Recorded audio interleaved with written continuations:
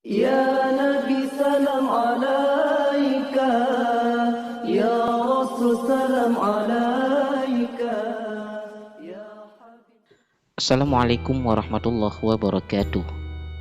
Jumpa lagi bersama AM Islami. Pada pertemuan kali ini, saya akan membahas sejarah hidup Sunan Giri. Sahabat beriman yang dirahmati Allah, Sunan Giri adalah salah seorang wali songo. Wali songo merupakan majelis penyebar dakwah Islam pertama di Jawa dalam sejarah Nusantara. Pada abad ke-14 Masehi, seiring munculnya Kesultanan Demak dan menjelang runtuhnya Kerajaan Majapahit. Selain sebagai ulama dan pendakwah yang giat menyebarkan syiar Islam, Sunan Giri ternyata juga bertahta sebagai seorang raja dengan Prabu Satmoto. Ia memerintah kerajaan Giri Kedaton pada tahun 1487 sampai tahun 1506 Masehi yang berkedudukan di Gresik, Jawa Timur. Sunan Giri punya banyak julukan, di antaranya adalah Joko Samudro, Raden Paku, dan Muhammad Ainul Yakin. Sebelum menyebarkan Islam, ia berguru kepada Sunan Ampel di pesantren Ampel Denta, Surabaya. Di pondok pesantren itu, keilmuan Sunan Giri ditempa. Karismanya sebagai bangsawan juga kian kuat karena belajar dari Sunan Ampel yang saat itu juga berstatus sebagai anggota senior Wali Songo pula. Ketika kerajaan Majapahit terpecah-pecah menjadi kadipaten-kadipaten kecil, Sunan Giri mempertahankan kemerdekaan wilayahnya dengan mengangkat dirinya sebagai penguasa Giri Kedaton hingga ia wafat pada tahun 1506 Masehi. Makam Sunan Giri terletak di atas bukit di Desa Giri, Kecamatan Kebomas, Gresik, Jawa Timur. Lalu bagaimanakah nasab Sunan Giri hingga menjadi wali? Sahabat beriman yang dirahmati Allah, Ibu Sunan Giri adalah Dewi Sekardadu, putri bangsawan Menak Sembuyu dari wilayah Kerajaan Blambangan ataupun Bayuwangi. Ayahnya adalah Maulana Ishaq, seorang mubaligh yang datang dari Asia Tengah. Hikayat Banjar menyebutkan bahwa Sunan Giri atau Pangeran Giri masih punya garis keturunan dari Kesultanan Samudera Pasai, Kerajaan Majapahit, dan salah satu kerajaan di Bali.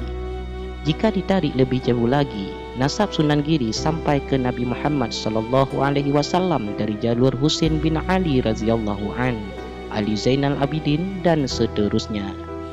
Catatan nasab Sunan Giri ini diterangkan oleh Sa'adah Ba'alawi dari Hadramaut dan dipercaya sebagai sumber sahih di beberapa pesantren di Jawa Timur. Menak Sembuyu yang merupakan penguasa wilayah Blambangan di akhir masa Majapahit marah karena diminta meninggalkan keyakinannya. Akibatnya, Maulana Ishaq diusir dari Blambangan. Saat itu, istri Maulana Ishaq, Dewi Sekardadu, sedang hamil tua. Mereka dipisahkan oleh Menak Sembuyu. Dewi Sekardadu dipaksa tetap di Blambangan, sementara Maulana Ishaq meneruskan perjalanannya ke daerah lain. Merana karena ditinggal suaminya, Dewi Sekardadu akhirnya meninggal dunia saat melahirkan seorang bayi pada tahun 1442 di Blambangan. Bayi inilah yang akhirnya menjadi wali dengan sebutan Sunan Giri. Diceritakan saat itu terjadi wabah besar di Blambangan. Menak Sembuyu berkeyakinan bahwa penggebluk itu berkaitan dengan bayi laki-laki Maulana Ishaq yang dilahirkan putrinya Dewi Sekardadu. Untuk mengusir wabah tersebut, bayi itu diletakkan di sebuah peti dan dihanyutkan ke tengah laut. Peti itu lalu tersangkut di kapal milik Nyai Pinatih yang sedang bertolak ke Bali. Oleh Nyai Pinatih, bayi itu dijadikan anak angkat dan diberi nama Joko Samudro karena ditemukan di tengah laut atau samudra. Ketika beranjak besar, Joko Samudro kemudian dipondokkan di pesantren Ampel Denta, Surabaya. Di pesantren itu, di bawah bimbingan Sunan Ampel, ia berganti nama menjadi Muhammad Ainul Yakin.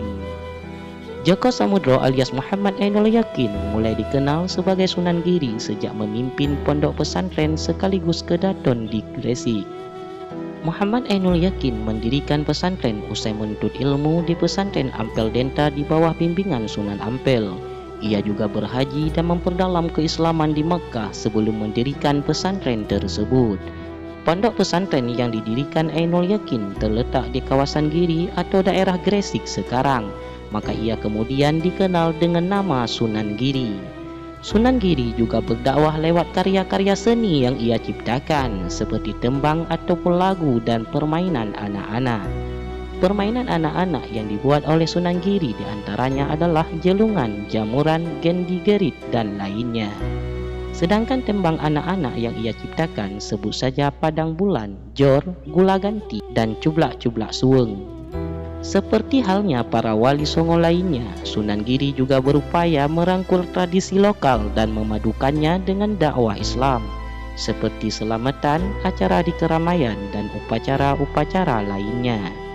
Taktik dakwah seperti ini cukup efektif dalam menarik hati warga yang kemudian bersedia memeluk agama Islam. Karisma dan pengaruh Sunan Giri berhasil menggalang rakyat untuk bertahan ketika kerajaan Majapahit terpecah belah sebelum akhirnya runtuh lantaran serangan dari Kesultanan Demak yang merupakan kerajaan Islam pertama di Jawa. Bersama para santri dan warga sekitar, Sunan Giri mempertahankan wilayah Giri dan mendirikan kerajaan Giri Kedaton atau Kedatuan Giri. Sunan Giri wafat pada tahun 1506 Masehi. Wallahu a'lam bishawab. Semoga dapat bermanfaat. Wabillahi taufiq wal hidayah wa ridha wal inayah. Wassalamualaikum warahmatullahi wabarakatuh.